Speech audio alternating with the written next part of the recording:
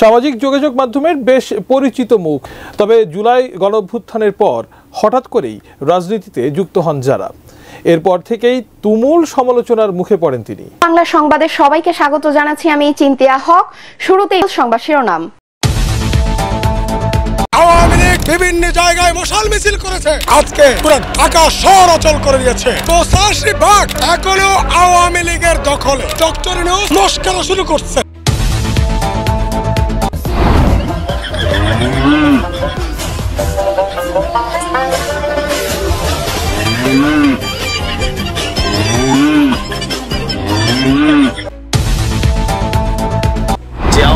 ঘিরে এত কাণ্ড, এত কেন্দ্র ঘটনা, এত কিছু ঘটে গেছে, দিন শেষে সেই আওয়ামী লীগকেই এই নির্বাচনগুলোতে আসার জন্য আহ্বান জানিয়েছে।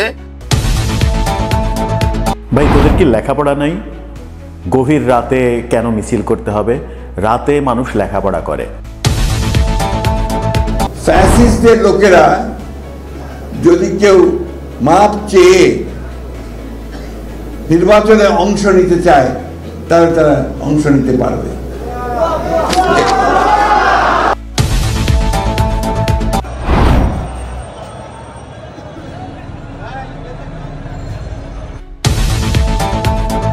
এই গুপ্ত সংগঠন এবং বৈষম্য বিরোধী নামধারী একজন শীর্ষ নেতার নির্দেশে এবং সরাসরি তার নির্দেশে এবং তিনি সরাসরি অংশগ্রহণের মাধ্যমে আমাদের ছাত্রদলের ভাইদের উপর আক্রমণ চালানো হয়েছিল।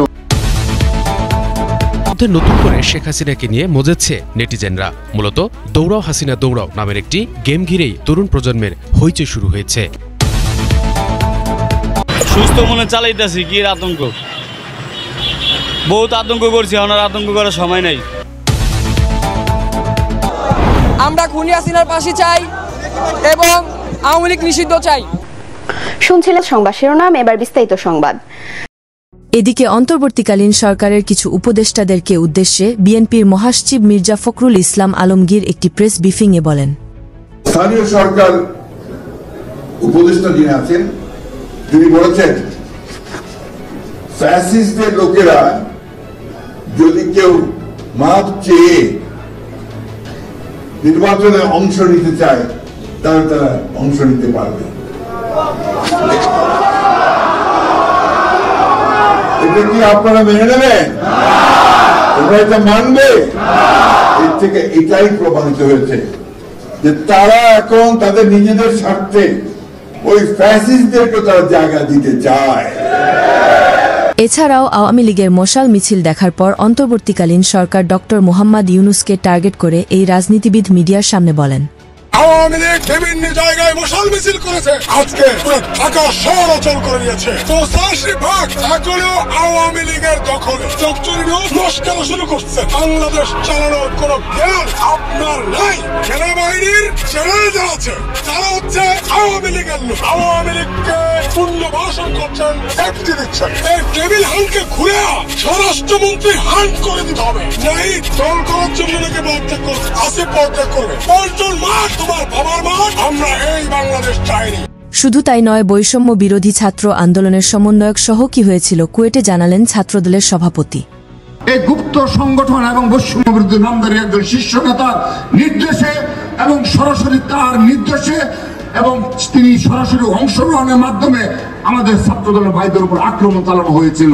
গুপ্ত সংগঠনের কতিপয় যাদের অংশগ্রহণ বেশি ছিল, তারা ইসি স্যারকে রাত 2টা পর্যন্ত অবরুদ্ধ করে রেখেছে। যখন ইচ্ছে হবে আক্রমণ করা হবে, সেই কালচার আমরা আর মানব না। আমরা সোশ্যাল মিডিয়ার মাধ্যমে এবং কয়েকটি ভিডিও ফুটেজের মাধ্যমে দেখতে পেয়েছি যে বৈষম্য বিরোধী নামধারী কতিপয় গুপ্ত সংগঠনের নেতা কর্মীরা যখন মিছিল নিয়ে যাচ্ছিল, তখন নিরীহভাবে ছাত্র দলের কতিপয় ভাইয়েরা আমাদের হেঁটে যাচ্ছিল, তখন অতর্কিতভাবে একজন শীর্ষ নেতা এই গুপ্ত সংগঠন এবং বৈষম্য বিরোধী নামধারী একজন শীর্ষ নেতার নির্দেশে এবং সরাসরি তার নির্দেশে এবং তিনি সরাসরি অংশগ্রহণের মাধ্যমে আমাদের ছাত্রদলের ভাইদের উপর আক্রমণ চালানো হয়েছিল।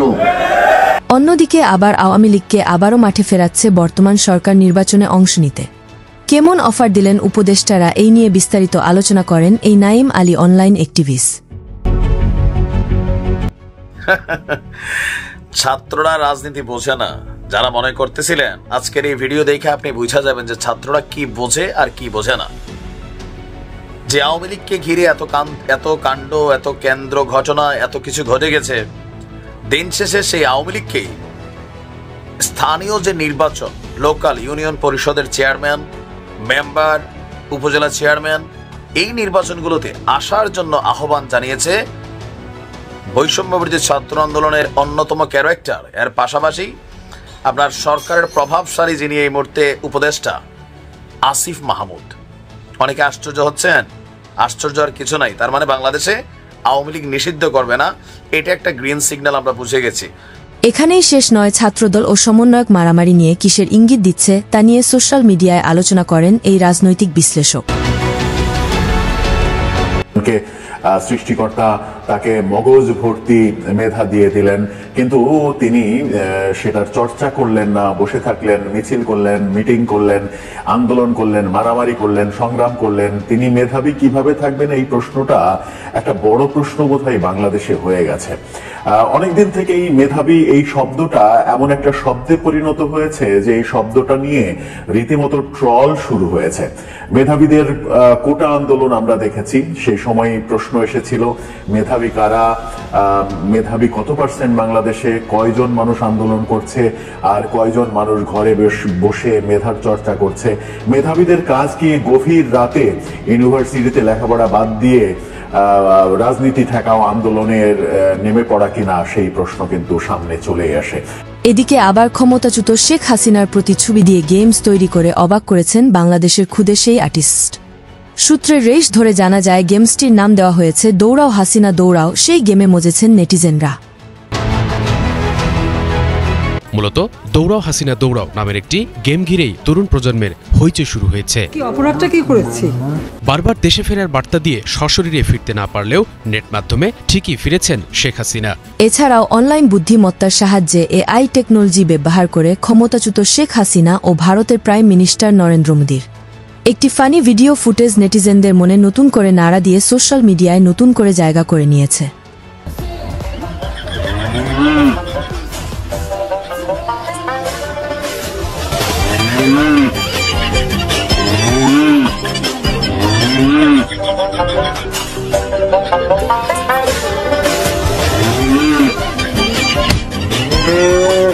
সেই সাথে এদিকে আবার জামাতের নেতা আজহারুল ইসলামের মুক্তির দাবিতে কুষ্টিয়ায় বিক্ষোভ মিছিল ও সমাবেশ হয়েছে।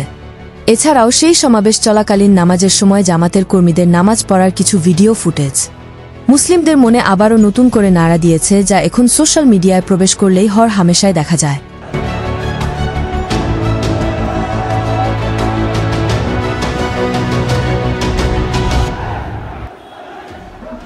পরিশেষে ক্ষমতাচ্যুত শেখ হাসিনার ফাঁসি চেয়ে আন্দোলনে নেমেছেন জুলাই আগস্টের গণ অভ্যুত্থানের সময় নিহত পরিবারের সদস্যরা। আমরা দীর্ঘ 6 মাস যে কাজটি করতে পারিনি, বৈষম্যবিরোধী ছাত্র আন্দোলন এবং নাফিজা ইসলাম সাকাফি, হাসান এনাম, এরা আমাদেরকে একদিনের ভিতরে ত্যাগ করে দিয়েছে।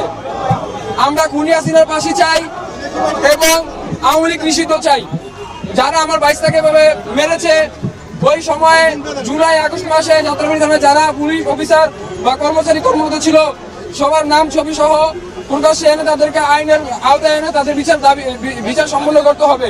শেষমেশ আওয়ামী লীগের ডাকা হরতাল নিয়ে হাসি তামাশায় গাড়ি চালকরা গাড়ির ভিতরে বসে ক্ষমতাচ্যুত শেখ হাসিনাকে নিয়ে কি বলছেন চলেন দেখে আসা যাক। সুস্থ মনে চালাইতেছি, কি আতঙ্ক, বহুত আতঙ্ক করছি, ওনার আতঙ্ক করার সময় নাই। আর হরতাল করে বা কি করবে, ওদের কিছু আছে এখন। আওয়ামী লীগের তো আজকে সকাল সন্ধ্যা হরতাল চলছে, রাস্তায় চলাফেরা করতে কোনো প্রতিবন্ধকতা সৃষ্টি হয়েছে কিনা বা কোনো সমস্যায় পড়েছেন কিনা? না, কোনো সমস্যা নাই।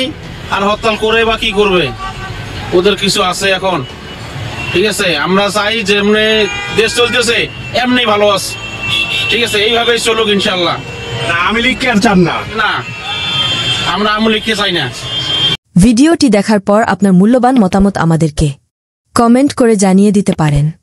আমরা আপনার সেই মহামূল্যবান কমেন্টের রিপ্লাই দেওয়ার জন্য সর্বদা প্রস্তুত রয়েছি।